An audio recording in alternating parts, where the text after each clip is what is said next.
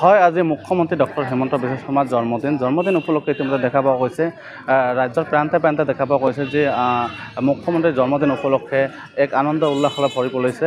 বিভিন্নজনে মুখ্যমন্ত্ৰীৰ জন্মদিন উদযাপন কৰা পৰিলক্ষিত হৈছে। সমান্তৰালকৈ দেখা পোৱা গৈছে গৌৰীপুৰতো ঠিক একেই পৰিৱেশ। গৌৰীপুৰ গণেশ মন্দিৰত দেখা পোৱা গৈছে ভাৰতীয় জনতা পাৰ্টীৰ কৰ্মকৰ্তাসকলে ইতিমধ্যে দেখা গৈছে ৰাতিপুৱাৰ ভাগৰে পৰা এনেদৰে আনন্দ উল্লাসেৰে ভৰি পৰিছে বা হিমন্ত বিশ্ব শৰ্মাৰ জন্মদিন উদযাপন কৰা পৰিলক্ষিত হৈছে। মই সহযোগীক প্ৰথমে দেখাবলৈ অনুৰোধ কৰিম, ইয়াৰ পৰিৱেশটো দেখাবলৈ অনুৰোধ কৰিম, গণেশ মন্দিৰৰ পৰিৱেশ দেখাবলৈ অনুৰোধ কৰিম। কিয়নো ক'ব লাগিব যে আজি যিহেতু অসমৰ মুখ্যমন্ত্ৰী ডক্টৰ হিমন্ত বিশ্ব শৰ্মাৰ জন্মদিনৰ দিনা কেনেধৰণৰ পৰিৱেশে বিৰাজ কৰিছে মই দেখাবলৈ অনুৰোধ কৰিম। ইয়াৰ গণেশ মন্দিৰৰ পৰিৱেশটো যদি সম্ভৱ হয় সহযোগীয়ে দেখাব।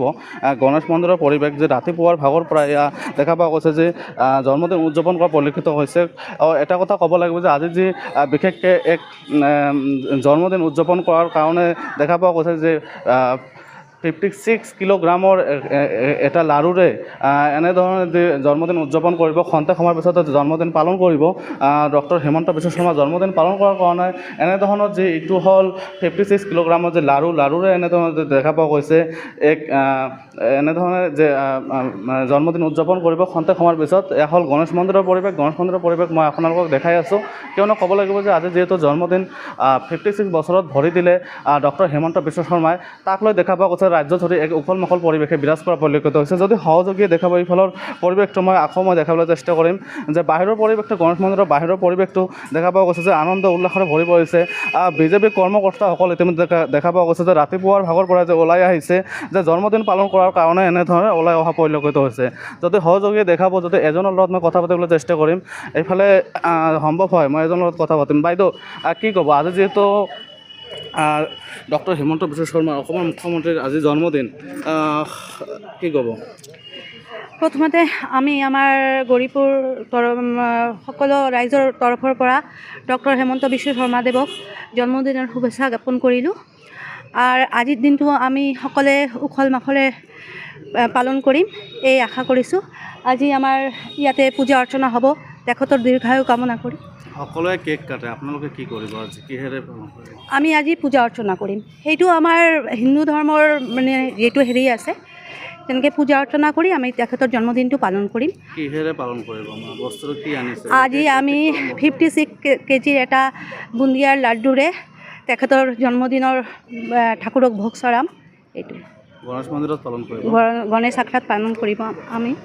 ধন্যবাদ বাইদেউ আপোনাক। বাইদেউ আপুনি কি ক'ব? যিহেতু আজি অলপ থিয় হ'লে ভাল আছিল। আজি আমাৰ সন্মানীয় মাননীয় হিমন্ত বিশ্ব শৰ্মা দেৱৰ আসামৰ মুখ্যমন্ত্ৰীৰ জন্মদিন উপলক্ষে আমি বিজেপিৰ তৰফৰ পৰা বহুতকেইটা কাৰ্যসূচী পালন কৰি আছোঁ। আমাৰ 7:30 বজাত হৈ গ'ল চাফাই অভিযান, তারপরে 8 বাজার পরে 8:30 বাজার পরে আমার গণেশ আখড়াত তার দীর্ঘায়ু কামনা করার কারণে আমি পূজা পাতিম। তাৰপিছত যাম আমি হস্পিটেলত, তাত যে ৰোগী আছে তাত ফল বিতৰণ কৰিম। আৰু তাৰপিছত আমাৰ আছে হেৰি আৰ্ট কম্পিটিশ্যন। তো আমাৰ বহুত কেইটা কাৰ্যসূচীৰে আজি দিনটো আমি পালন কৰিম। মুখ্যমন্ত্ৰী বিশেষকৈ কম আমাৰ মুখ্যমন্ত্ৰী ভাল থাক, আমাৰ আসামৰ গোটেই নাগৰিক আৰু আমি গোটেই মানুহ গোটেই মানুহ আমি যদি ভালদৰে একলগে মিলিজুলি আমাৰ কাৰ্যসূচী পালন কৰিব পাৰোঁ। আৰু গোটেই মানুহ আমি কম আমাৰ মুখ্যমন্ত্ৰীদেৱক আশীৰ্বাদ দিয়ে আমাৰ আসামখন যাতে শান্তিপূৰ্ণভাৱে চলাই ল'ব পাৰে।